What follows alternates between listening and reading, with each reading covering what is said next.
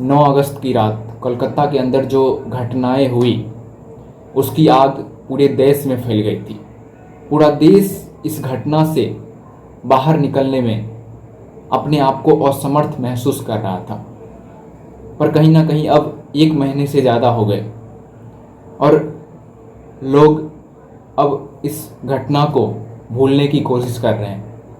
परंतु जो कोलकाता के डॉक्टर हैं वो अभी भी धरना प्रदर्शन कर रहे हैं। उनको कहीं ना कहीं अब भी लग रहा है कि वो किस प्रकार से अपने ड्यूटी पर वापस लौट पाएगी। ये घटना अपने आप में बहुत शर्मनाक बात है। अपने आप में बहुत शर्मनाक बात है कि ये दिखाता है कि किस प्रकार से भारत के अंदर महिलाएं अभी भी इतना असुरक्षित हैं।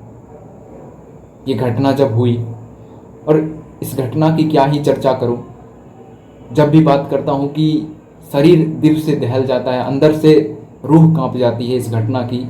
जिस प्रकार से पशुता की तरह, जिस प्रकार से जानवरों की तरह, जैसे एक जानवर दूसरे जानवर का शिकार करता है, उस तरीके से यहाँ पे घटना को अंजाम दिया गया।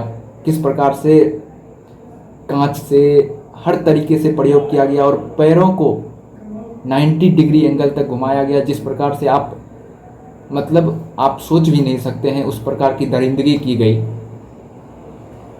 पर उसके बाद इस मामले को लेकर पूरा देश में चर्चा फैला रहा और पूरा देश इसे एक विचित्र घटना के तौर पर बहुत दिन तक चर्चे में रहा। लेकिन उसके बाद मामला धीरे धीरे शांत हो गया और आज तो 1 महीने से ज़्यादा हो गए हैं। पर कोलकाता के डॉक्टर अभी भी प्रदर्शन में लगे हुए हैं। अभी भी उन्हें लग रहा है कि वो वापस अपनी ड्यूटी पर कैसे लौटें। ये धरना अपराधियों को पकड़ने के लिए और सज़ा देने के लिए नहीं चल रही है। ये धरना अगर उसके लिए चल रही होती तो अपराधी तो पकड़ा गए हैं और कहीं ना कहीं सज़ा भी चल रही है, कार्रवाई भी चल रही है उस पर। लेकिन अभी भी 1 महीने से ऊपर हो गए, लेकिन धरना चलती चली जा रही है।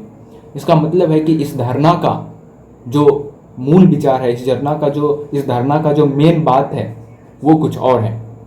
ये प्रोटेस्ट करने वाले सरकारी अस्पताल के डॉक्टर हैं और इनको भी कहीं ना कहीं डर हो गया है कि जब ऐसी घटनाएं हो सकती है तो ऐसी घटनाएं तो किसी के भी साथ हो सकती है।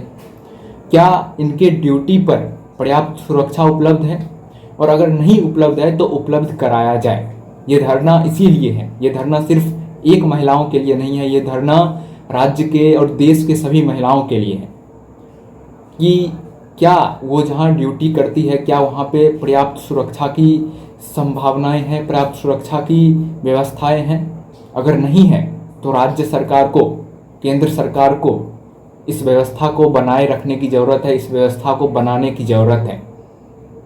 ये धरना वो कह रहे हैं। सुप्रीम कोर्ट का आदेश आया कि डॉक्टर अपने काम पर वापस चले जाए, पर सुप्रीम कोर्ट के आदेश के खिलाफ जाकर डॉक्टर ने धरना प्रदर्शन जारी रखा और अपने काम पर, अपने ड्यूटी पर वापस नहीं गए। सुप्रीम कोर्ट ने तो यहाँ तक कह दिया था कि अगर आप काम पे वापस नहीं जाते हैं और राज्य सरकार आपको निष्कासित करती है तो इसका जवाबदेही कोई कोर्ट नहीं लेगा। लेकिन फिर भी आंदोलन जारी रहता है, फिर भी प्रोटेस्ट जारी रहता है। और ये प्रोटेस्ट, ये आंदोलन का एक ही मकसद है कि राज्य के अंदर सुरक्षा प्रदान की जाए, किसी भी प्रकार की समस्या ना हो। अभी तक प्रशासन भी शांत थी, लेकिन प्रशासन भी अब उग्र हो रही है। प्रशासन भी अपना बल दिखाने वाली है, क्योंकि आंदोलन 1 महीने से ज़्यादा हो रहा है। इसकी वजह से यहाँ तक कहा जा रहा है कि कहीं ना कहीं इलाज के देरी के चलते शायद 15 से 20 लोगों की मृत्यु भी हो चुकी है। इस वजह से सरकार पे दबाव बन रहा है और वो चाहते हैं कि डॉक्टर वापस ड्यूटी पर चले जाए। तो इसके लिए उचित सुरक्षा का व्यवस्था करना पड़ेगा, क्योंकि कोई भी पिता अपने बेटी को, कोई भी भाई अपने बहन को किसी अस्पताल में भेजने से पहले अब 100 बार सोचेंगे, क्योंकि जिस प्रकार की हैवानियत करी गई, जिस प्रकार की दरिंदगी करी गई, पूरा देश हिल गया। इस कारण अब राज्य सरकार को सतर्क होना पड़ेगा, केंद्र सरकार को सतर्क होना पड़ेगा और इन प्रोटेस्टर्स को समझाकर और एक उचित सुरक्षा की व्यवस्था बनाकर इनको वापस काम पे भेजने के लिए प्रोत्साहित करना पड़ेगा। और किसी भी प्रकार की बल का प्रयोग इनके साथ करना अपने आप में सर्वनाम की बात है, क्योंकि ये अपने हक के लिए लड़ाई लड़ रहे हैं। इनका अपना उसमें कोई स्वार्थ नहीं है और कहीं ना कहीं सबके अंदर एक डर बैठ गया है कि किस प्रकार से वो अपनी ड्यूटी पे जाए और ड्यूटी पे खुलकर काम करे। इस वजह से ये अपने हक की लड़ाई लड़ रहे हैं। इनको आश्वासन दिलाना राज्य सरकार की जिम्मेदारी होगी ताकि ये खुलकर काम कर सके। धन्यवाद।